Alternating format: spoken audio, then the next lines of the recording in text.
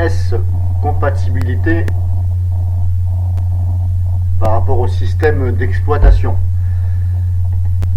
Donc je me suis aperçu que si je prends exemple sur Microsoft par exemple, ou même on va dire je sais plus parce que je viens de changer en vidéo.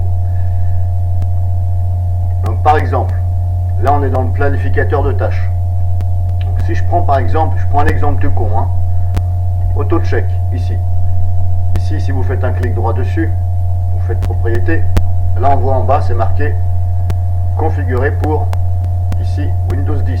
Ça, c'était par défaut. Bah, c'est normal. Vous me direz, c'est un Windows 10.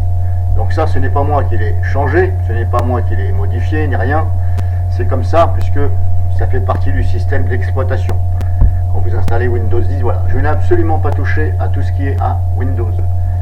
Par contre, je me suis aperçu que quand vous installez des logiciels, par exemple NCH, par exemple, eh bien là, tout simplement, ici, ce n'était absolument pas sur Windows 10.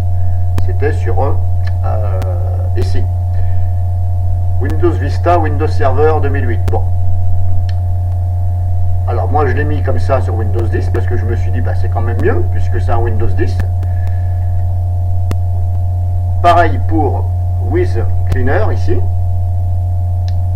Il était sur pareil. Par contre CCleaner lui, que vous voyez ici, hop, voilà, ici CCleaner, il était bel et bien sur Windows 10. Bon, c'est un peu bizarre.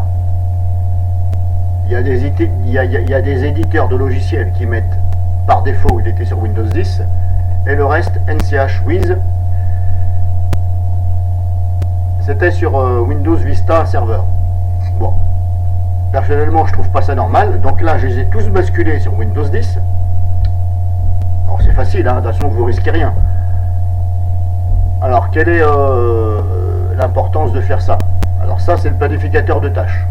Donc si vous voyez par exemple qu'il y a une tâche qui ne fonctionne pas, ce qui peut arriver, eh bien c'est peut-être parce que justement c'est mal configuré ici dans le planificateur de tâches. Donc vous allez donc venir dans le planificateur de tâches et faire comme j'ai fait. Voilà.